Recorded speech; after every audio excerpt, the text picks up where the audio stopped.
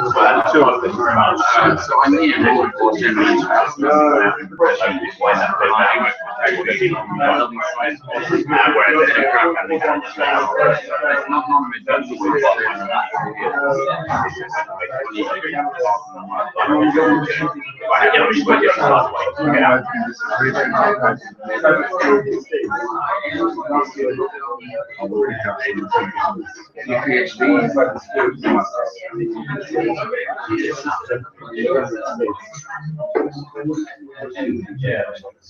Sorry, Gab, have we got the voice recorders, right?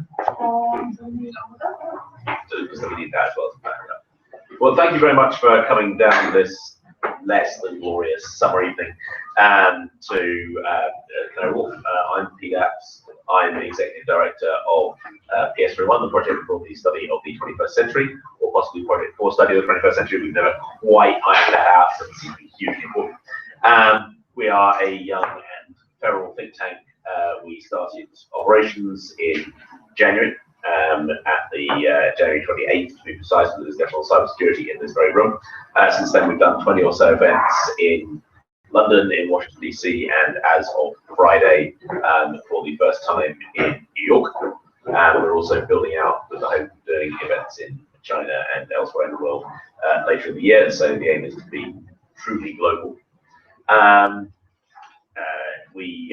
Tonight, we're very lucky to have General Sir Graeme with us, former Director of Special Forces, former Commander of the Field Army, probably the man with the most distinguished military career of the last few decades, unlike me, who did 3.5 years and was London Training Corps, and therefore probably held the least distinguished. I am, for my sins, global defence correspondent at Thomson Reuters, but they've given me a year off on full pay to do a PS1 for this year. I also, having broken my neck in Sri Lanka in 2006, am heavily paralysed, which was with all manner of irritations, but also a reasonably large compensation settlement, which explains the black from sorry, Claire, you want to come around here? So well, someone needs to press go on this laptop. Okay, great. Fantastic. So without more ado, we shall crack on with our discussion in that case. I mean, Graeme, I know you've got a few words you want to say, but in general, what do you think are the big kind of things we should be looking at when it comes to strategic defence in the 21st century? I think that I think we're at an inflection point in many ways that we're very comfortable with what existed. We've got used to an Army, Navy, Air Force, Marine Corps. We've been used to, in fact, the sort of structures, the organization, the order of things as we knew it, which served this nation and others well, this last century and many before. My view would be that I think this century is different from all the rest. And therefore, if I'm right in that premise, and I go into some what I think that might be, then my view would be that we then have to go back and not undo everything, because in many ways that would be crazy, but recognize that there are other parts of defense of this realm that need to be attended to with the same rigor, passion, emotion, discipline that has gone in looking after our single services and the defense business. I mean, how is this century different? Well, I think the answer is, number one is that, everybody in here has got a mobile phone or two. That would imply that, everybody says, oh, well, we're now informed. The internet of all things. There are 300 million users of Tor that go into the dark web. The dark web's a really fascinating space, which you don't want to go to because otherwise you get caught up and seen. But the truth of the matter is that in that space, it's not about being informed, actually, it's just merely all we are today is connected. And that's as many people as the entire population of the US, right? And so you've got this massive energy out there of people who are connected. Now, within that space, you look back to, Germany could not have gone to war in the 1930s had they not been prepared for that war in the 1920s. They were prepared for that war in the 1920s, whether good or not so good. Dr. Goebbels. Propaganda was an essential tool. A force for great good, as I think Theodore Roosevelt talked about when he talked of journalism, or a force for infinite mischief. If you're merely connected, you're a force for infinite mischief. The ability to have something go viral and change a whole series of perceptions, because perception comes reality very quickly and people react, actually is number one. So you have that as a change. We're a connected world increasingly, which allows people of different spaces in social order now to observe things which they were unable to see this last century. The second is that it is possible for just a few souls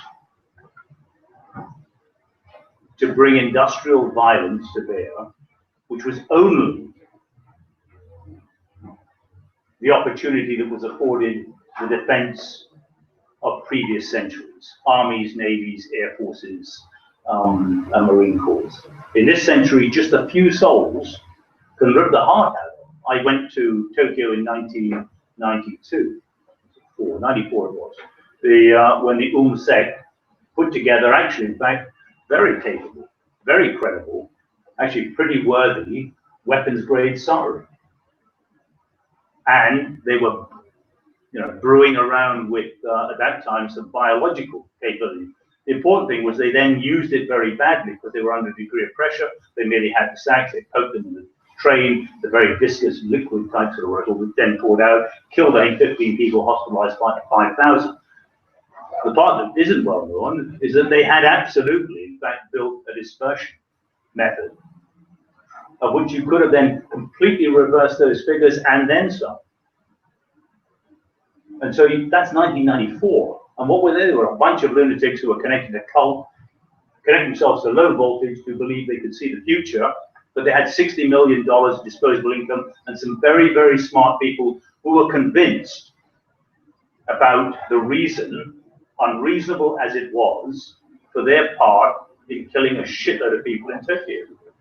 And you think that's been supercharged in this century, essentially? Yeah, the answer is if you just go on the internet, you go back to the old, the various books that used to sit in libraries that were all tagged.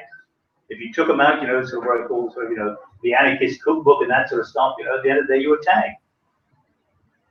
That's how it used to be, because that was the only way you could get to these sort of materials. Now you can go online and you can dial up whatever you fancy, whatever you want to build, whatever you want to use. And so if you just take those two single factors, plus what I sense is a world in which our order as we knew it is being challenged in many ways, then the truth of the matter is that we have every reason to then review how we defend this realm and all that order. And we also have a different geopolitical order, right? So for much of the last 15 years, you've had a unipolar world, and now we've got a bunch of other big countries doing stuff that big countries were not doing so much earlier. Yeah, again, I'd agree entirely that you went from the chaos of Europe, which then created in 49, the Westphalian state, sovereign state, nation states, built upon, therefore giving some sort of order, which then, empires were built out of the two great superpowers coming out of the Second World War. One lost, the other is losing interest.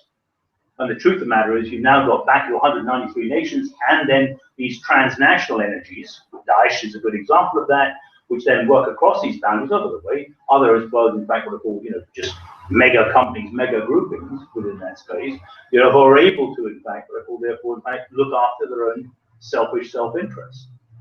And if you look at something like the Failed State Index, which looks at, interestingly, not at security, it just looks at politics, economics, and social as the three drivers. I think of it reviews 172 nations, there's more than that, 93, whatever the case may be, but of the 172 nations, they have 126 on the wrong side of being stable. Actually, in fact, fragile, failing, and faltering. And if that is the state that we're in, and then you throw in these other dynamics, the connected, not informed world, then I sense the threats that can be both born here and abroad, which will threaten that which in fact is the first responsibility of government, our people, protection, our prosperity, and our way of life, and what we stand for. The truth of the matter is, those simple fundamentals define who we are. It defines actually the responsibility the governments have. And my sense is that responsibility in this century remains unchanged from any other century, but it needs to be attended to. If you look at the straightforward costs, just take the numbers, yeah? And you might say, well, actually, and it's not about me saying, oh, we need a belt load more money for defense. I think we just need to recognize that I think in 1980, defense, Cold War at its height in many ways, a period of coming out of détente into probably a period of tension at that time, defense was on about 13.5 billion. I think I'm right in saying education was 9, the NHS was 12, and welfare was 15, around those sort of figures. Today, defense is 36, education at 90, NHS at 129, and welfare at 119. Now, I'm not saying that we should have matched up, but the change in space is notable. And that was at a period of time, 1980, where our future, as dangerous as it was, I can even remember 1962, the old sort of Cuban crisis, as a young lad. But the truth of the matter is, there was a certainty in that space, in the way that, in fact, that either the Cold War or even proxy wars, Korea is a good example of how it was contained and managed. Vietnam, another good example, how it was contained and managed. Ugly as it was, great number of deaths. They reckon Indochina between French and the United States was about 3.5 million lost. But the truth matter, there was a certainty in that period. Ray Odierno, when he was across here the other day, and I would absolutely agree with Big Ray, when he turned around and said, in my 40 years, we're now in a period of greater uncertainty than I've ever known. I would absolutely put that. My concern is, it's not just the uncertainty we're in at the moment. Actually, my sense is, we are going into a period that is unknown. And what does that mean? Militaries are still the same structures they were in the 1980s, to extent the same structures they were in the 1850s. Yeah. Do they have the flexibility to deal with that kind of world? Well, again, there's two interesting books out which I've recently read, by mates. One was Emma Sky, who I wouldn't really ever class Emma as a mate. But a book Unraveling is really good. And the other is Team of Teams, which is Stan Crystal's book, which is a cracking read if you haven't looked at it yet. But Stan nails it. I think he probably took all my best pieces. But he talks in that about, he takes Darwin. It's not the strongest, the most intelligent of the species that survives. It's the species that adapts. His experience in Iraq, my experience in Iraq, my experience in Afghanistan, my experience and his experiences of these near term as we change through the centuries here, from the last to this one, is that those who would wish us harm or would wish to change the order as we know it, and we take for granted, are adapting wickedly quickly. And the idea of a lot of what you and he did in Iraq was to build a structure that was sufficiently adaptive to keep up with that, right? Yeah, but again, my concern again is that when I talk about, we're going from uncertainty to unknown, is that, so you say, oh, right, neat words, how does that look? I think that let me just give you two examples. One would be that, we came from a period when principally it was state-on-state enterprise. We then got into a period which is now it is stateless enterprise, which threatens our way of life. Actually, I can already see around there, in fact, a whole series of faceless threats. People who just don't appear or are very difficult to track as to where they are or what their intention is, the viral effects of that. We're now getting a period, we left the last century, the United States of America absolutely got to the finish line. Capability dominance. They nailed it. Oh, what are we seeing in those that contest us today, or contest the order that we in fact align to? Well, actually, they're now in fact capable of capability avoidance. What will be the next step?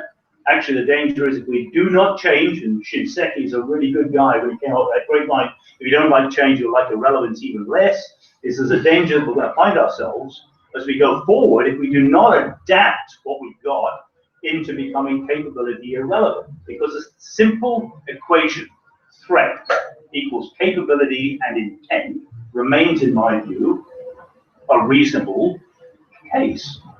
What's happened is we were able to adapt the capabilities that existed before to deal with the threats as they emerged.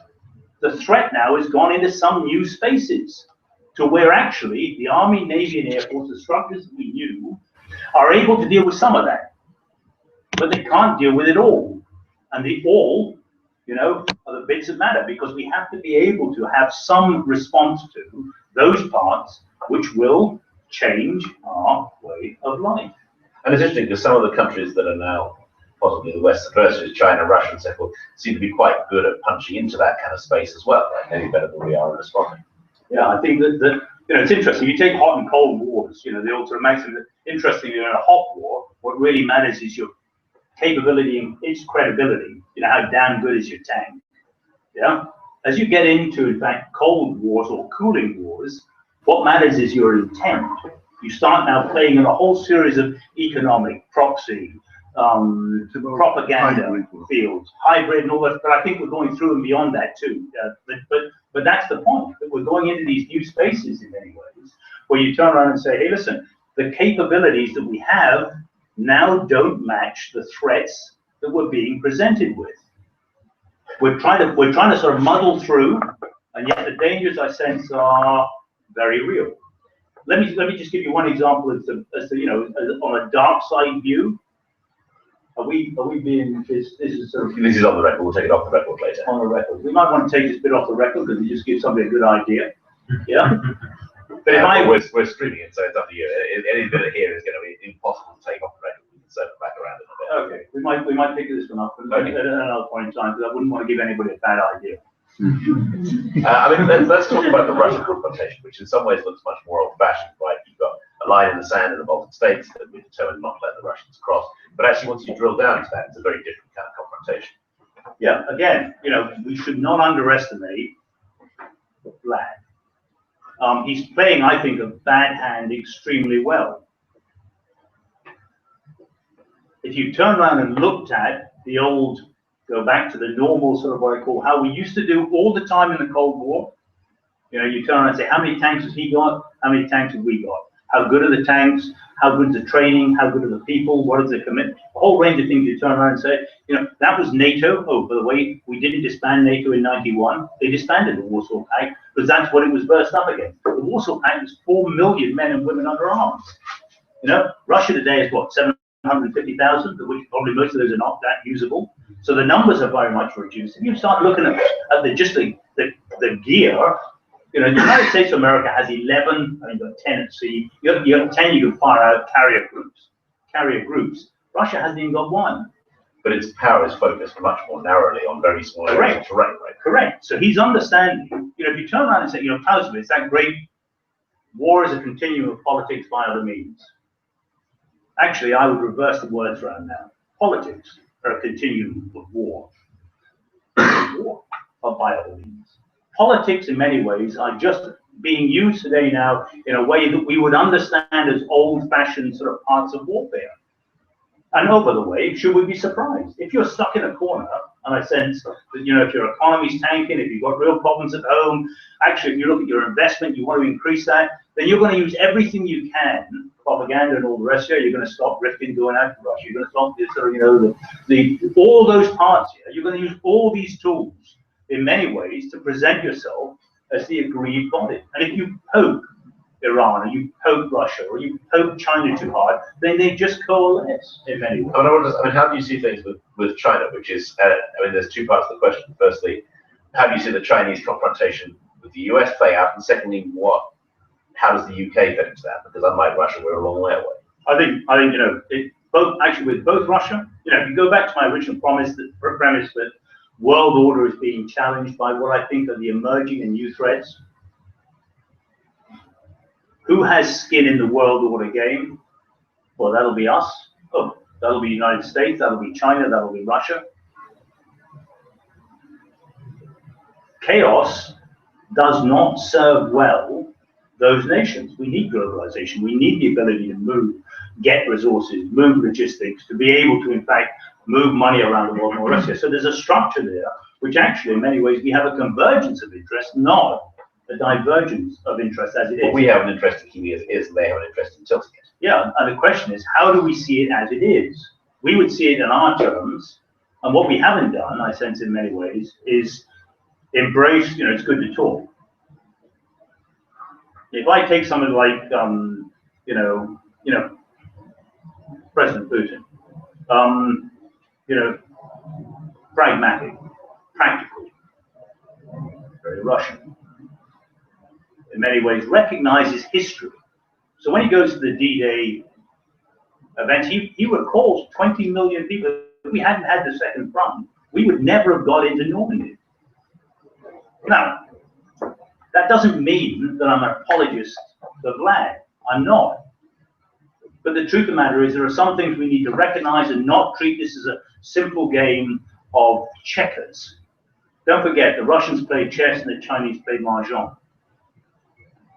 Yeah, it's a very complex, complicated arrangement. I think, you know, it'd be fascinating to have someone like Henry Kissinger come along and just recall. You know, I went to a thing the other day, an event the other day where, you know, there were some good people who were dealing with looking at Russia. They were young, very bright, PhDs, da-di-da-di-da. Actually, what I really needed to have on the other side of the table were people who had been working against Russia in the 1960s and the 1970s. Because the rules haven't really changed from a Russian perspective. We've moved on. Actually, the truth is we've forgotten how the rules work. But that old-fashioned, hard-nosed, very private diplomacy, yeah, we've sort of lost the art of that diplomacy in many ways. As we come out, we try and get a headline, we get a sort of, I said this and they're going to do that, and it's about using the media for, in fact, what I call popularity, rather than actually just measuring the output. It's about delivering what effect do you want to have. And my view is that we miss that part in understanding how to deal with some of these, especially China, very long view, Russia, very long back view. And to bring it back into the kind of narrow world of what Britain does, I mean, what does this, you know, setting back the clock a bit, new hybrid world imply for a military? What kind of general mindset, more importantly, do you need? Well, I think number one would be that I did a piece of work for Admiral Mullen when he was chairman. I was asked to go across by General Mattis, US Marine Corps. They're going to come across and run one of our classified scenarios. I said, I'm a Brit.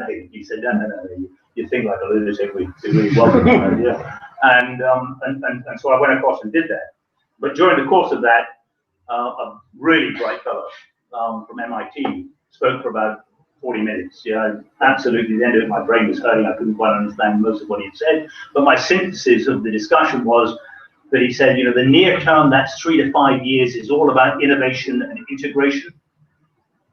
And when we were looking out at that point in time, this is 2007, I think it was, we were looking at 2025. He said 2020 to 2025 is all about invention and discovery, of which your immediate response is, well, we don't know what we're going to invent, we don't know what we're going to discover. Actually, if you just reverse it long enough, you think actually what it means is you invest in your people. Yeah, your R&D. It's actually about making sure you've got the right people. The near-term piece is about taking what you've got and being smarter with it. It's not about looking for exquisite solutions. You know, invariably, what I find in the new robotic and automated autonomous space that we're now rapidly seeing becoming commonplace is the ability to separate complex weapons from complex platforms.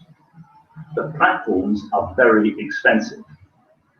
Your ability to re-look at this actually doesn't mean you cancel everything you're doing at the moment. You know, I grew up with all this stuff. It's really important, but you do need to redesign, because the truth of the matter is that our forces have to be adaptable. You know, the British Army was able to come out of the Rhine in 1969 and go straight on the streets of Northern Ireland.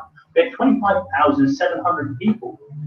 You know, Nelson won Trafalgar not by doing the normal thing. Actually, in many ways, he took an innovative approach, and actually against the odds, absolutely trashed the French and Spanish fleet. Yes. Yeah. The RAF in many ways won the Battle of Britain because they integrated it with radar. You know, so the idea of, in fact, what I call using these new technologies that are emerging, investing in those technologies, really important. But if your money is only going into polishing the conventional or the slightly unconventional piece, my view is you will end up with a damn fine Ferrari or Mercedes, McLaren, with no wheels and no gearbox. It won't go anywhere. It'll look great, but actually be not fit for purpose. So we need to make sure the money that's available, it's always tight, And by the way, people always cost more than inflation, and equipment costs more than inflation plus.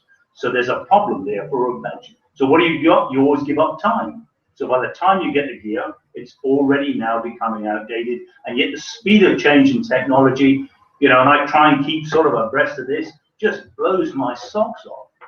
I want to get to that in a second, but let's look at ISIS, which is the problem we have, that we have to address with the tools that we've got. So, I mean, given that, what has the ISIS war taught us in the last year or so that we've been trying to fight it?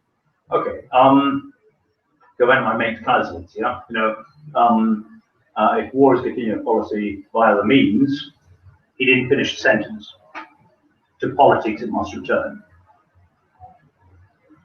What we see is we quite often, if you've got a hammer, you keep on seeing every problem as a nail, that old maxim. Yeah, in many ways, the events of dealing with ISIL have been tactical. The importance of the political, both specific to Baghdad, the regional dynamics, and the international part, you know, absolutely double up and double up again. You know, I see David Petraeus, old friend, you know, coming out with that yesterday. The answer is, you know, me and David have been saying this, I was saying for us this last year, saying it's about getting the political scene right. If you set those conditions, then you can start. Is ISIL doing well in Iraq? Actually, it's not doing that well. It's retaken Ramadi, but it's about actually, in fact, propaganda. It's about sending that message back to where it is very strong, which is Syria, and this international sort of vertical sense of an unstoppable force. Basically. Sorry? They have to look like they're winning. They have to look like they're winning. And by the way, what are they prepared to lose in Iraq? Everything. Everyone without a heartbeat. If that's what it takes to give them a return, the reality is they'll absolutely do it. The weakness to where ISIL have now expanded to sits not in their propaganda. We have to try and combat that with a compelling and appropriate narrative, and that's a whole range of different people engaged in that narrative. We're not, well, we're really crap at that. They're really good at that. But the truth of the matter is their weakness sits in the need to own territory. They have to have a caliphate. It has a physical space that if you go and look at it, they have to have. It's the base. It's from where they can then in fact conduct business as they would wish to see it for the future and how they see it, which is not how AQ operates. Which is not how AQ operates. That caliphate needs to be taken back. So somebody's boots have to go on the ground. It's that simple. And whose should they be and can they be, which are two different questions. Well, I think that Iraq is in an interesting space now, partly because of events via events that have taken us to, and therefore I tend to work with what I've got rather than not what I would wish to have. What I've got is an Iraqi army of which the basic moving parts here are capable, as we've seen them in the past, of fighting well. They need great leadership, political leadership and military leadership. That was ruined, the military leadership under Maliki, and the political leadership put it as suspect. They need to have that leadership.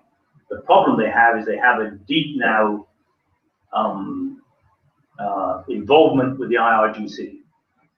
The Iranian Revolutionary Guard. The Iranian Revolutionary Guard, who are now in many ways seem to be those which are fighting alongside and leading not only elements of the Iraqi army, but most importantly, enabling, in fact, the Shia militias, and these sort of guys, filling the gap we filled in. Case Ghazali, and all the rest, of which those Shia militias, you know, will be running with two intents. One is to, in fact, export their own interpretation, because as far as they're concerned, for many, every Sunnah, because they allowed ISIL to come in, are therefore guilty of a hideous crime against the nation state of Iraq. And so therefore they are legitimate targets to be brutalized and killed. Women, children, men, old, young, elder, whatever it is. It's a very classic old candidate. And so if I'm sitting as a tribal leader or a tribal elder, a family or a clan out in western or northern Iraq, I probably will accept ISIL, because the alternative, if I go with it, is the Shia militia will come through and probably ruin or destroy my life and my family. So the truth of the matter is that the problem lies therefore in how we articulate the political space in order to try and change that environment, because the truth is we're already too late in stopping the influence that now exists within the Iraqi army and or the predominance of the Shia militias. And the result of both those forces will create and generate refugees. Refugees will break the Middle East.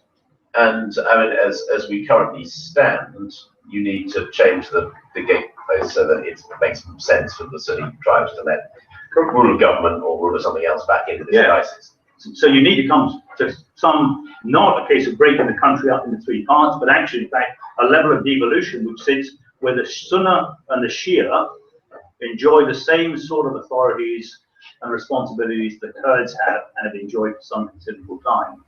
Within that space, and then with the support of the regional players, in particular Saudi, you've got the ability to then turn the tribes, because the people who are best placed and are well capable and have skin in the game that can deal with ISIL, Daesh, are the tribes and the Sunni who live out in the west and north of Iran.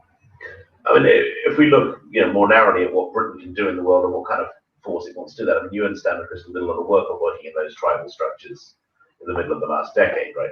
Do we have the capabilities we need to operate in that space, and what would they look like if we don't? No, it's very interesting because, what we have is and I understand it entirely, what I call a public and a political dislike for intervention. The problem is we tend to intervene late. And large.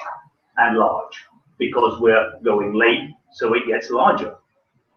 The truth of the matter is, what we should be looking for is to engage and early.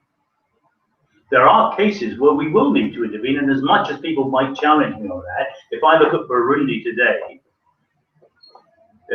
I always sat back as a young officer, well, maybe not quite so young, and felt, as much as I ever feel a sort of what I call pang of guilt about Rwanda. We sat back as the international community watching from afar, whereas over a period of 9 months, 800,000 people were macheted to death. That is thoroughly unworthy, unfitting. And as a result of that and Kosovo, we then managed to give the international community the right to protect, which went through. We didn't do it any favors in Libya, and I sense, it's taken a bit of a beating, but we do not need to somehow think we should not intervene, because to go back to my point about our way of life, what we stand for, our values, our standards, is about doing the right thing on a bad day. And if that costs us, I remember as a young officer first going to Northern Ireland in 1973. In 1972, the British Army lost over 100 men, probably odd women, in 1972 in Northern Ireland on internal security. I mean, does the discussion? But you have to have the tools to do that, engagement and early. So when I look at, exquisite equipment, at what cost? I'm more in having what I call a more adaptable force. So if you turn around and say, if you're going to have an air force which consists of just F-35s, actually we need to absolutely have a balanced force, but that does mean that we have to work with what we've got. So I can look at things like the C-130 fleet and say, hey, be careful, keep it in place, move it out at a point in time when the A400M has proved itself, but don't in effect make that, otherwise we'll end up with a capability gap, which we did when we got rid of the Harrier and we got rid of the CBS. So in this case, we need to be careful how we structure stuff, because if you've got a lot of engagements early, and if we had people doing a standard op-tag task, not 10 operational training team, so running company level or battalion level training, which what we did for Northern Ireland, what we did for all the operations, and then honed it for Iraq and Afghanistan. If we had that, not a decade, but 2 or not 3 decades ago, operating in Nigeria, the Nigerian army today would not have a problem with Boko Haram. And I don't get the impression that there's the same public opposition to sending small training teams to do stuff and making problems disappear as there is to suddenly going downtown into mass. Correct, but you need to make sure your structure, your equipment, your organization has a number of these capabilities to be able to support, to be able to move. Well, what does that really look like? Sustain. I think it looks like, in many ways, because we have a homeland responsibility here, because I sense that the social contract, as I look around the world, I tend not to get fixated today by security. I get more focused on instability. Stability is what I look at, and that's economic, diplomatic, political, and military. These things all come together in many ways, but if you turn around and say, how do you maintain stability? Well, this is the point about engaging and early matters. So you need to have sufficient force to do that. And so therefore, if I look at the British Army, and you might say, well, he would say this, wouldn't he? Then my view is, whatever ceiling we're at 82,000, plus 30,000 in the reserve and 11,000 on the civil servants, strikes me for a size of a nation, 63.9 million people in this world, then with the budget we have, the ability to touch many parts of the world and are recognized from our history as being quite good at this.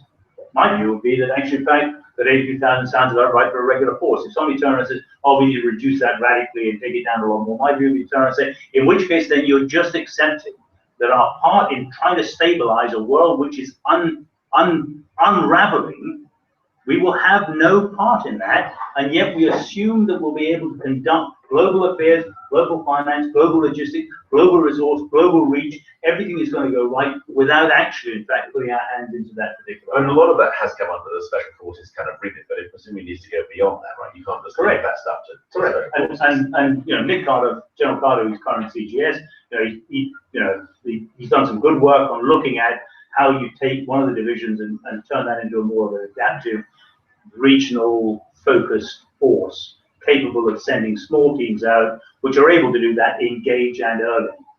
And in the engage and early, it's not just about, in fact, having people trained so they're capable of, down, press, fire, and adjust on a GPMG, but actually what you're doing is you're beginning to impart your moral and your ethical and your values and standards. What's right and what's wrong. You're saying that they might be on their own as well. They might be a long way from what. Yeah. But my view again is that if we turn around and say that all right, you send an army out or you send a small force out, and only if it is absolutely safe, would you put them into country X and up country in place? Then my view is that you might as well disband the bloody lot. Just write it off at the end of the day. As a young man, my view is I expected to go into harm's way. And I think that is not changed for anyone in uniform. You don't rush to get killed, but the idea of being in the right place, doing something which is a sense of purpose, which fits into a broader program of development, of change, of trying to improve something which will bring better stability, betterment to that country or its armed force or whatever the case may be, and of course you do that. And if you lose some people along the way, that's what it takes. And how much is that actually filtering into the SDSR process, which is traditionally about kit and kind of big numbers stuff? I think the problem with the SDSR will be at the moment that in many ways you're already seeing. I saw an article by Deborah in the Times, Telegraph, on sort of, here are the numbers. Yeah. So in many ways, it's sort of straight in, what you've got is here's how much you're going to have to save in the programs. And I said, if you turn around and say, people come at inflation plus and equipment comes in inflation plus, and then you've got to make a saving. Where does the saving come from in real terms? Well, it comes from activity. If I'm a young pilot, or am I in fact in charge of a ship's company or a battalion of troops training, and I can't because there's no fuel and I can do no activity, then I'd rather come to the city and earn a shitload of money and do that. The truth of the matter is, activity is quite important, but that's what will suffer in a real term cut as it comes in. The important thing is that we have to look at what parts of defense make sense in the world that I've badly described. So what should suffer and what should be ring-fenced within that kind of world? Well, I think what we should do is review what we have and see how you can run it on, how you can manage it better, how you can make more efficiencies. And the efficiency term, people band it around and give it the old, oh, right, efficiency is dead. My view is I think that you can look at certain spaces where we do things with either uniformed or with non-uniformed who are inappropriately placed. We could re-look at the number of places we have, and take that. You can look at the big programs as is, recognize them for what they are, see where we need those capabilities, but make sure that what you don't do is take the little money you have and then force it into just those existing programs. The most important provider of new ideas, of delivering and being able to bring to bear some of the shortfalls which I just sensed. Don't forget, I'm not in a privileged position now. Actually, is not the head of the Army, is not the head of the Navy, is not the head of the Royal Air Force. The person that actually should have a large say in the where money is used is he who delivers the joint force capability, the joint force commander-in-chief. So in this case, General Barrett. My view would be to allow him to look at the spaces where the world is today and will be tomorrow, and ensure that actually we're able, whether it's reserves capable of in fact coming in because they wish to have a purpose in life, but are so expensive, but are so damn good in some of the cyber spaces, they will come in for a period of, I don't need them to go across an assault course and try and compete with somebody from Hereford. I just need the fellow or the girl to be able to deliver really clever algorithms and look at these complicated spaces and then how they integrate and what we need to do with what we have to safeguard what we intend to operate with, to look at capabilities, to be able to see the emerging robotics, to look at these, what I call new spaces, which at the moment someone say, well, we'll need new money. My view is to turn around and say, we're not a rich nation. We have sufficient, so what do we do with what we've got? Start with what you have and try and make that work better. What would your must-haves or must-adds be?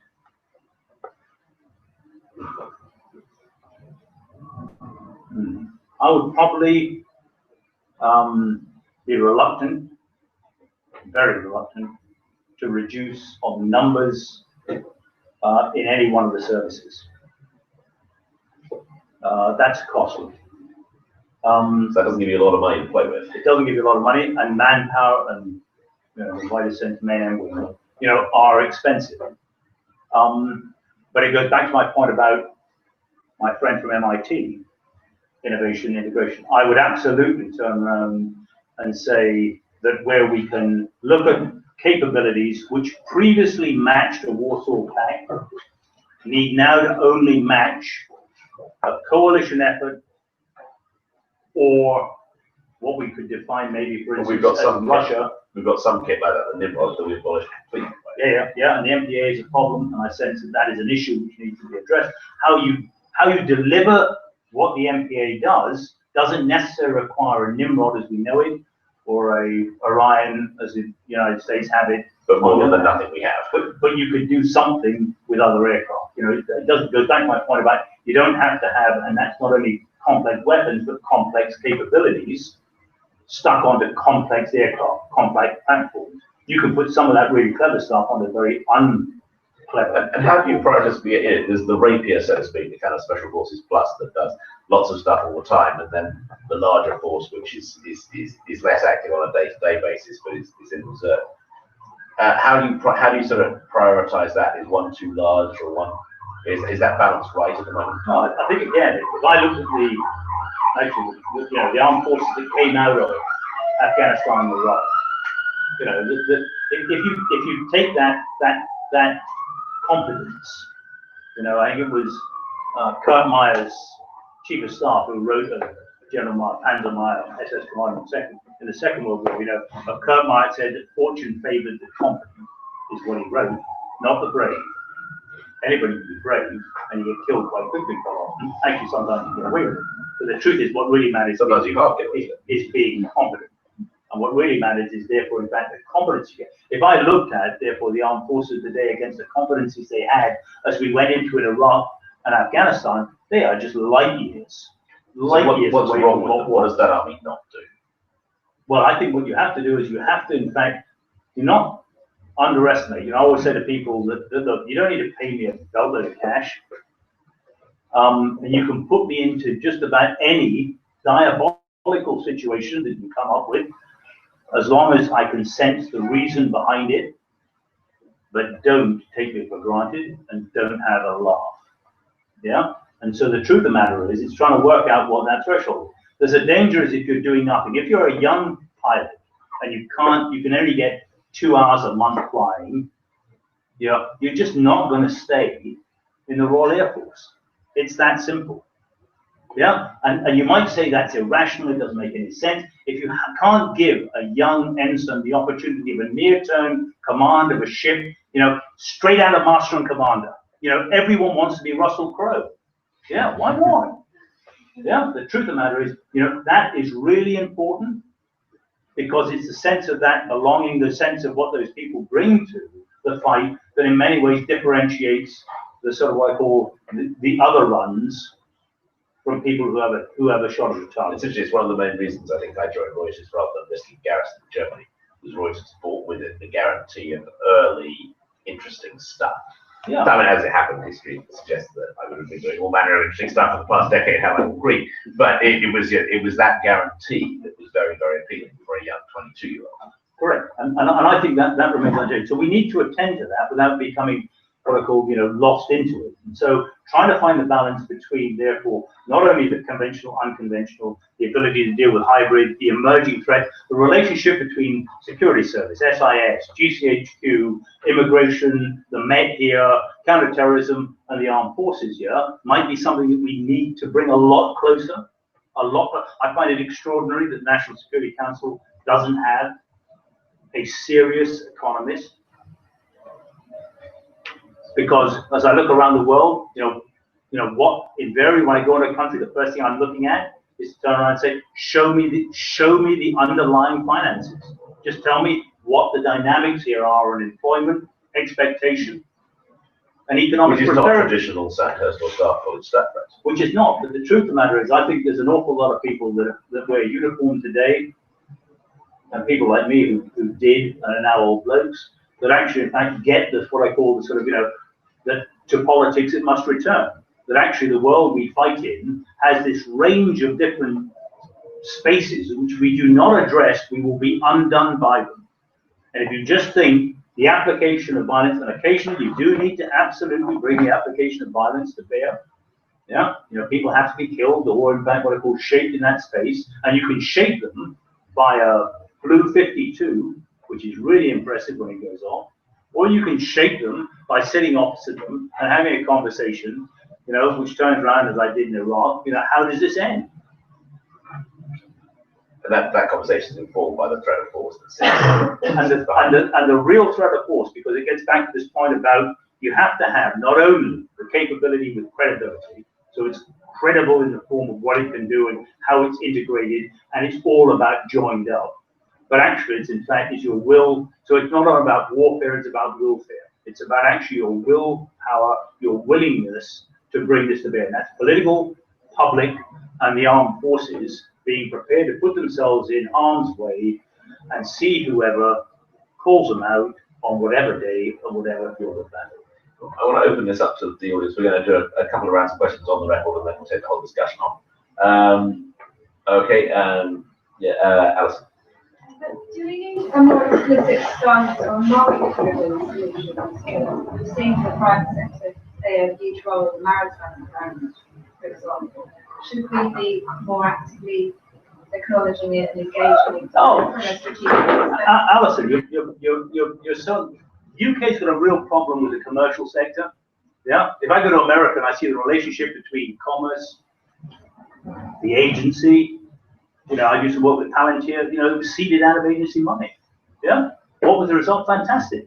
Yeah? The truth of the matter is, if I really wanted, without giving away any two secrets yet, I really wanted some sort of what I call some skinny on a problem in my previous world, yeah?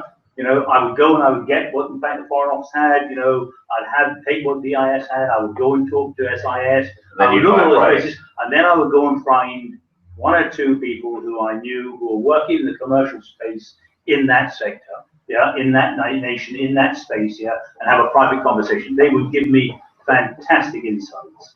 If I turned around and looked at therefore leverage, if the Foreign Office, if the Foreign Secretary wanted to go down to, let's say, a country, an African country, Gabon, whatever it may be, it doesn't really matter, yeah, now say 3 months to organize, you would arrive, fly in a commercial jet, pomp and ceremony, go and see the president, go and see the embassy, do a bit of sort of what I call British Council stuff, get back and fly out.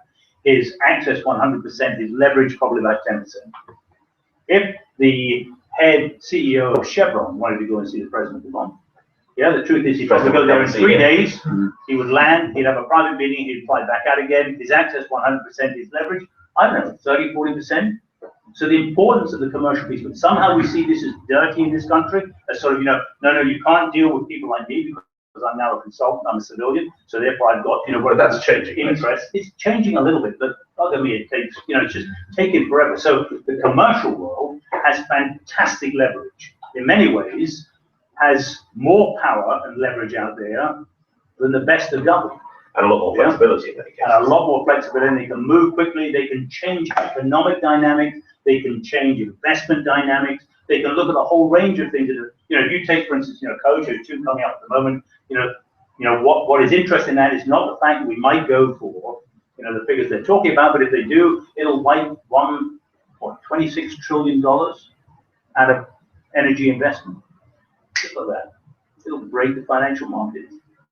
Yeah, so the position of commerce, the position of a relationship, a genuine partnership, not, you know, do as I say, you know, a bit like the bloke you stand beside Benny Hill and get patted on the head. Yeah, in this case, actually, I think really important, and that needs to be a mature, genuine relationship, of which there are rules to be part of that, and if you screw with them and break them, then the answer is you're out of the club. But the truth is, if you see there's a common and convergence interest in maintaining this order and understanding, my view is we should absolutely embrace the rule. I'm going to take 2 or 3 questions. Yeah, they're mostly with the back. Josh Allen Forster. Taking out your point about adaptive organisations, you talked a bit about the British military, you know, 7 decade part of that, all the rest of it. And then if you read, I take your point about coming out of Afghanistan, there was clearly a lot of people in the military who had looked at and had understood that politics is the relationship between those two things. My question is it the next level up? The National Security Council, whatever mechanism emerges out of the SDSR, do you think in the past it's displayed sufficient ability to adapt? And if it hasn't, how do we get DFID, how do we get the FCO, how do we get the Home Office, how do we get the Treasury to react in a much more intelligent, adaptive, more focused way, and a more timely? Okay, a great question. I just want to give Ross you had your hand up a second ago. Ross McCann, ex-Resident Reservist. We discussed, you touched upon, with consistently salami sliced defence since options changed frontline first in the 1990s. You touched upon how we sacrificed entire capabilities for maritime patrol aircraft in SDSR 10. Under the radar, we've also completely delivered combat support and combat service support to the point whereby we cannot now support the infantry battalions we have if we were to deploy them in doctrinal scenarios that we purport to be able to do. My question is, even if we do pay 2% of GDP, can we credibly purport to continue to maintain full spectrum capabilities, and if not, what needs to go? No, let's start with the NSC question first, if we can. The National Security Council. Got it. Is it capable of operating in this kind of space? I think the problem, you know, it's a bit like sort of suddenly get a crisis, you know, that's what COBRA is for, you know. Actually, national security should never find itself meeting out in a meeting of extraordinary importance, not unless it's sort of what I call end of the world is nigh and the aliens have landed, and even then you want to be careful about it. You know, strategy is about setting those conditions and not about dealing with tactical or political nuances. So it's not a US national security council. So in which case, what we need to do is make sure that therefore, in fact, it represents those which deal with, you know, I go back to my point about stability. The national security should be, you know, I say National Stability Council. It looks at national and our interests for the people we have abroad, or our resource interests overseas, or our values interests overseas, to have that taken in, and therefore it should represent that sort of voice as it goes. Even then, does it have enough of those economical and market capabilities to deal with it? So I think you'd have to relook at personally, no, I'm not the Prime Minister, I'm in cabinet, and therefore, in fact, you know, my view is irrelevant in that respect. But I think, therefore, in fact, it would be interesting. You know, we've come from a period which had this what I call the sort of security is the big issue. I think stability is now the new issue. I think it has been for some time, it's just not recognized as such. And in many ways, we now need to therefore reflect that responsibility in that National Stability Council as to who makes it up and what it looks at. You know, the best articulation of strategy that I've heard, you know, it's the journey you imagine, the course you steer, the voyage you actually make. You know, it's these parts of both a vision out here, broad-based, through to, in fact, an absolutely point deliverable. Yeah? And you need to connect those two. It's not just about a vision statement, which is worthless. It's about connecting it to a series of activities which then take that vision and give it meaning. It's about input, output, and effect. And quite often that part is missed. So I think there's work to be done at the national security. I would suggest, I sense that we'll see what happens. And Ross's salami slicing question. Yeah, salami slicing. The like I said, if you go back to the clear and present danger which people saw as the Soviet Union in the 1980s, you know, we were cutting a significant amount of our GDP into that space, and it was very pointed, designed to combat and challenge and match what was the Warsaw Pact on the other side of the field. You know, it's just got broader, and yet, you know, we somehow don't seem to recognize what that clear and present danger is. Now, I would find, you know, and I would challenge, you know, and I was guilty of, therefore, when I was in uniform, of failing to be able, because, you know, wars and activities invariably just consume my sort of near space in trying to sort of deliver those particular lives. But the reality was we were not good at constructing a compelling narrative which got to the reasons why, and therefore what we needed to, therefore, defend this realm with. Yeah, I sense, and it's not about spinning. It's not. It's about trying to articulate. I think it was Einstein once said, you know, don't try and simplify a problem. Try and make it simple, which requires a huge amount of effort to then turn around and say, this is what we should do. This is our responsibilities at home, and these are our responsibilities abroad. This is where we need to contribute, and this is where we don't. I think we are no longer in the business of being able to, in fact, what I call do the whole package on our lonesome.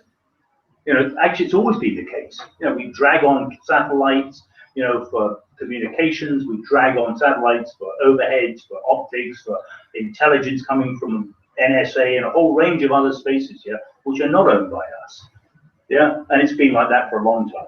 It's about recognizing who our close and near friends are. And I would, and it's not because I got to, you know, I have a love-hate relationship with America, but every reason, you know, they, you know, just foreigners.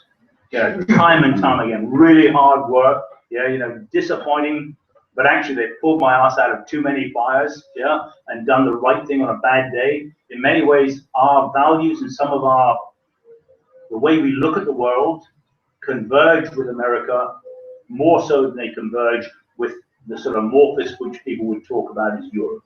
That doesn't mean we don't have post-European friends that we work with, but invariably, you look at NATO, it's about what I call coalitions of the willing, not about NATO in its purest sense that all turns up on the battle space as is. And so in this case, I sense that how we look to those relationships, and so how we therefore build the force, look at the organization, look at the structures, which are able to match which those who are likely to fight alongside because we have a common purpose, we have a common view on what is right and what is wrong, not an identical view, because that would mean that we'd be like America and we're not. But the truth of the matter is that recognizing that, and then again, building that into this narrative. We should try and retain that cross-sectional capability rather than saying, enough salami slicing, we'll get rid of this big thing to maintain these three other things. Yeah, no, my view would be that all we're doing would be doing a disservice to the nation on the basis that if I look at the level, again, Big Ray, the level of uncertainty out there, a number of bad actors out there who would wish to change our way of life. Yeah, that will absolutely challenge what we stand for and what we do. Yeah, and what is our response? Oh, we'll just roll over. Well, bugger that.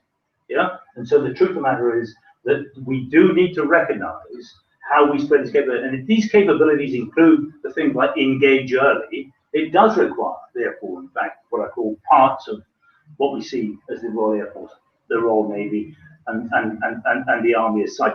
You know, the idea of let's collapse one of the services would be a reckless, and actually, in fact, neither a ridiculous move. Yeah, the truth of the matter is, it's trying to work out and have those services not defend what was, but to articulate what is and what will be, and place it into a narrative which makes sense to the common man and woman. And I don't say that lightly, because the common man and woman, in my view, are so much smarter than I am. So come to take 3 questions. Patrick first. Yeah, you were involved in the review of the reserves that therefore underpinned FR20, and I was just wondering, could you talk a little bit about the genesis of that in terms of the Treasury push, there's a political push, and secondly, how you see it going, and does it actually matter for defence of the ground? Yeah. But I just want to get 2 more in as well, and then we can. That's you can remember the first question. I'm an old bloke now. Flax out here, go. Nicholas McLean, to what extent do you see blowback from Daesh as a major risk, and of the 4 horsemen, CBRM, which do you see as most serious? Perfect. We'll let you take the first, the reserves, and then the second. Okay, the reserves. Yeah, I was involved. I mean, and the reserves to me was, I'd worked with the reserves. I had them under command. I pushed them quite hard, quite early on. As soon as we'd broken the first part of the Taliban in 2001, in the early part of 2002, I immediately pulled in the reserves This is the SF, into Afghanistan, because they were more than capable. And in very large numbers. So, good numbers that came in, because my view is I needed to recop and what I call sort of, the force elements that I had. So I'd worked with them in that sense. Was I a sort of, harsh, driven advocate? No, not at all. But I was watching what was happening, and therefore, in fact, the pressures on the budget, which were then going to say, we'll need to reduce the reserves down to, in what my view would have been probably a level to which it was incapable of surviving. It would have been Dad's army on something going back to Crimea, so it would have just fallen apart at that point in time. So I was watching that, and then I got a call literally in my garden from what was then, still is probably the Prime Minister's Chief of Staff, who said, "Hey, General," he said, I'm looking for, and you're the only name that's come out of the hat who would trust to sort of what I call, play this straight. But we're going to put a commission up. General Horton's going to be the serving. Julian Brazier is going to be the MP, and we'd like you to be and the Prime Minister's walking across the Parliament, and what are you doing? And of course you go, oh right, that means I won't get paid by the rule. At the end of the day, I get a shit out of my time. And of course, like all these things, like Stan McChrystal turned around when I was retiring and said, "Hey, I need you to come out to Afghanistan." I said, "Man, I'm retiring." Of course I will. Didn't go down well with the wife, but in this case, of course, I said, "Of course I will." And my view was not about being a huge advocate of the reserve, but I sensed, and I still sense this day, passion for reserve, because I believe that we have not yet seen the outcomes, which slightly touch into Daesh and all the rest here, of social disorder, of what could go wrong in this country, whether it's an attack of cyber, an attack on power, a failure of the political system, and what that means. If you go back and look at America, for instance, when they set up the Guard was in fact a brigade to 1 million people, was how it was basically constructed. And the reason was you had something that could therefore bring order when chaos or disorder would affect. I still believe that the reserve have an important part to play in that particular as space. important as the new plans suggest they should be. Just a lot more heavy lifting on the reserves, right? But you can also with the reserve, because you look at some of the conventional capabilities. These are what are called skill sets, which are quite mechanical, which increasingly are getting better with automation and technology. And so therefore you try and say, lining up the guns, well, the guns do it themselves, actually, in fact, you manage that, you say, yeah, these are skill sets which, if you're going to go to a conventional exchange, reserves are well up for this sort of stuff. And then in some of the sort of, I call the very specialist areas, 77 Brigade, the idea of cyber boys and all that shit, you just can't afford these people. They just, they cost a bloody arm and a leg, but It's interesting. In retirement, I have one simple rule. Rule number one, only work with people I like. I have not broken that rule. Yeah. Number two, ideally find a purpose, or find it something that's really, really interesting, and the least important is pay. Actually, a lot of people out there need to have this sense of purpose. Yeah, actually, in fact, they feel better for it, because I think instinctively the sense of society, the sense of the nation state, big society, I know, got a hard time, but in many ways, look at Sam McChrystal's work he's doing with the Aspen on the idea of national service. Prince Harry the other day talking about it. I don't discount those as being important. So actually, brilliant. Can you find 30,000 people out there to come in? Of course you can. It really isn't a drama. Yeah, it's just not. It wasn't gripped with enthusiasm in the early stages. Yeah, there was lots of other things going on, coming down from Iraq, Afghanistan, war, and all the rest. Yeah, but the truth is, my view is General Carter absolutely gets it. Yeah.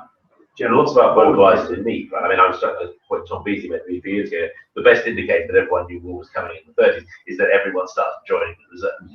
It is clearly the world has changed, and if you encapsulate the need. And so if you go to my point about engage early, about in fact what I call lots of Russell Crowes, because I believe that's not just entertaining the Army, the Navy, and the Air Force. Actually, it's genuinely about shaping events and activities and endeavors out there. The truth of the matter is there are some fantastic opportunities to be grasped for young men and women out there, which I would leap to at a heartbeat if I could rerun this, but I'll be dead soon, so I don't really give a shit. I just want to come in Claire quickly, because I know she's got a question. Sorry, I still have, really important that actually we look at. I used to work in North Africa specifically to try and understand, in fact, what the impacts of returning Daesh will be. So foreign fighters coming home. Foreign fighters coming home, about how they promote that twisted view about what I call this sense of, but don't put them all down as lunatics or idiots. I think that's a fatal error. If you talk to some of these young men, or you see them, or you take their accounts, they absolutely, when al-Baghdadi, and I can't remember how many times we killed al-Baghdadi in Iraq. We spoke to him a number of times, so I don't figure out. But actually, he keeps like a wraith, keeps on coming back up again, because this sort of sense of a person rather than a person. But the truth is, when he declared the caliphate, just a shed load of people out there. There's a very good article was written, when Australian jihadists turned around, white, just turned around and said, I was so empowered. It comes back to your own reserves to some extent. It gives them. So it was exactly because my sense is there's an awful lot of people out there to where we have failed them in the social contract. They have hopelessness, and in those circumstances, so when I look at the refugee camps and what I call the disruption in the Middle East, if people have no hope, if actually there's circumstances where they're getting no education, failure of health, their families and their children dying, the answer is, what would you do? Well, whatever would give you a sense of purpose, and I would be right there alongside them. So we need to be really careful at dismissing them as just being bad actors, and recognize that actually in many ways the gap in the social contract, when I looked at the Arab Spring, my view was it wasn't about a race to democracy or a race to Islam. Actually, what I saw in many ways in the Arab Spring was a failure of the social contract. And so it's a race respect in some sort. And so how we bring that gap together, and if I look at the ills of the world, you just keep loading them up on the wrong side on the deficit scale of the jewelers, and you turn around and say, what's on the positive side? Actually, research, development, and technology. Claire. Just asking on behalf of one of our fellows who can't attend. So just wondering about the role that mass surveillance might play, both as a potential strategic weapon for us and what the cost of that would be, but also as an offensive weapon for hostile actors, non-state and state hostile actors. I think there's a debate which we should absolutely, I think PS21 should in many ways embrace, lead upon, create the energy to. If you go back and look at that early period of the Enlightenment, Hobbes, Grotius, Montesquieu, Rousseau, just keep ticking the list off here.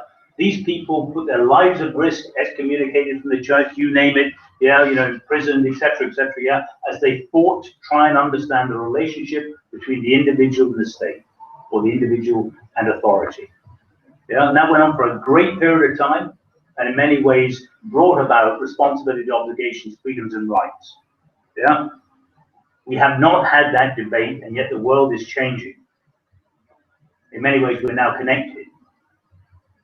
The idea that it took armies, navies, and air force to bring industrial violence to bear, to change and threaten our way of life, was something that went in previous centuries. You could find an army, you could find an air force, you could find a navy. Yeah? Today, just a few souls can challenge our way of life and our safety and security. So you have a problem, which is this, between what level of surveillance, of intrusion into your civil liberties should we have. We need to have a debate on it. I have no difficulty with that whatsoever, and would welcome the lunatic right or the lunatic left and everything in between to try and actually struggle with this sense of responsibility, because the ground rules have changed. And if the ground rules have changed, you turn around and say that only a few souls, of which these are emergent, so they don't register on a network, they don't come up. You know, you go back and look at the Madrid bombing, 220 people dead, changed the government, one email from Zakawi coming out of Iraq which said, do something. And the Chinaman and the Tunisian were complete muppets. They were really crap, but they were connected into a criminal network. Increasingly, I now see criminal and radicalized networks out there, yeah, of which they were able then to, in fact, get the sufficiency to go and kill a shitload of people. Just for that, and they were hardly. And when you looked at it, you saw a whole series of flaws. So we have to address this. In many ways, when somebody said to me, said, Graeme, you know, my goodness, don't you feel abused by, you know, the fact that the NSA have been looking at your emails and your telephone calls? I said, of course they were looking at my bloody emails and telephone calls. I'd expect nothing less. Oh, I think the Russians are doing the same, the Israelis are doing the same, the Iranians, they just keep taking the list off, yeah? Every jack will be out there having a good look at. I never write an email that I don't assume that, in fact, I'm not going to see tomorrow in the newspaper. And by the way, when I get into text or an email, I never assume it's been sent and sent to me. You know, that's the nature of, you might say, my goodness, you're paranoid, mate. I'm not. That's how just the world is. And by the way, if I'm objecting to that level of intrusion, well, shit, who's read all the bit where it says, I accept or I agree, that goes with your Google or your Microsoft or your Mac or whatever the case may be, which says they can absolutely register where you are, what you're doing, and they'll come back and you're suddenly walking down the street, turn left, by the way, you get a fantastic deal on those shoes I know you've been wanting to buy, and in fact, in this shop. Yeah, that's the world that's going to be. And so the truth of the matter is, I think, you know, I don't need an ID card, I am the ID card. Retinal scan, DNA, voice scan, fingerprint, physical, you know, all these parts, yeah, come into it, and you turn around and do it. So we have to have a debate. We turn around because my problem is this, is I think that just a few people will really screw with our future, yeah, and there'll be people, they do it because they can. I had a very interesting conversation a number of years ago with a young fella who was a legendary carder, who'd done 4 years of a 5-year term for carding. He's 23 years old. Credit card fraud. Sorry? Credit card fraud. Credit card fraud. He was 23 years old. What was interesting then, the conversation I had with him, he lied twice, which was an error, because I wanted to have him in as a red team player, because he didn't think like the really smart guys in NSA or GCHQ. He thought like somebody who, in fact, just lived in the virtual world and the dark net. What was really interesting then in the conversation, I came to the conclusion, and I'm a guy that's got pretty liberal, you know, boundaries. Yeah, I came to the conclusion that he had no moral, ethical, or legal boundary. He would do it because he could. And the truth of the matter is, he would break the nation's economy. He would destroy the logistics system. He would stop anything moving, power stations not powering, you name it, just because it was a virtual technical challenge. Those people are alive and well. And by the way, when you get radicalized crime, criminal networks rather than just organized crime, when they're no longer fueling that which they are there to provide money for, then they will take their skill sets, which are all in these spaces, and they will apply them upon our way of life. So how we look at these spaces, yeah, as disturbing as we might feel it is, yeah, but Visa Europe and Google, they have a shitload more on me than, in fact, I think even the NSA have. I mean, one last thing from me, and I want to take this off the record. Scotland. I mean, 6 million people seriously pondering not having a future in the same country as the rest of us. Not something we used to consider as part of our long-term view of the UK. How does that change the way you think about defence? I think that you know, if you go back and look at, you know, when, you know, don't get me wrong, 45 against 55 is is reasonably close, yeah, but it's not that close. If you looked at, in fact, what I call where the predominant reasons for devolution or for independence sat, you know, I think there's a bit of Dundee and a lot of Glasgow. And that was about it. The rest of it, in fact, I'm not sure about this. It's interesting, in the election which we just had, there are many ways, you know, I was speaking to a number of people beforehand who turned around and said, there is no swing vote. They've already figured out what they're going to vote. They just won't tell anyone. And what they're going to vote for is economic stability.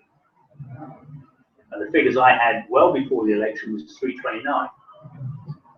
I wish I'd put down a shitload of money with the bookies because I'd have crashed. You know, I've done rather well out of that. So the truth of the matter is that, you know, that often these things on both sides. I think that as you know, 59 seats in government are not unimportant, but they're not a decision point. They will maneuver around that space. I think Scotland is not generically inclined to leave the union. That doesn't mean it won't, but in many ways, you know, from a defence point of view, more importantly from a commercial point of view, from a defence point of view, it's principally just about the nuclear deterrent, which is sitting up there, and then obviously some people and bases and the like here. In my view, the nation would be weaker for a loss of the union. I've always. I think that on the nuclear deterrent, should we be thinking seriously about where we put that, because Scotland might be camping? No, I think that again, you know, go back to the numbers, yeah. You know, the cost of it, we need to calculate what it would be. And my view would be an additional cost upon what I call the cost of allowing devolution. So you need to factor it in your deterrent and say this is what it would take to move those submarines and the facilities and the storage, where in fact we've got all the bits and pieces that are sitting up in Scotland, and say if we're going to move them down, this is what it would look like in hard cash terms. It's a bit like fifth fleet coming out of Bahrain. You know, at the end of the day, you turn around and say, how much is it going to cost to relay that amount of concrete somewhere else in the Middle East? You turn around and say, wow, breathtaking. So people therefore think twice about the decision. If we can kill the tape and the laptop. Yeah, we'll get Tom and Evan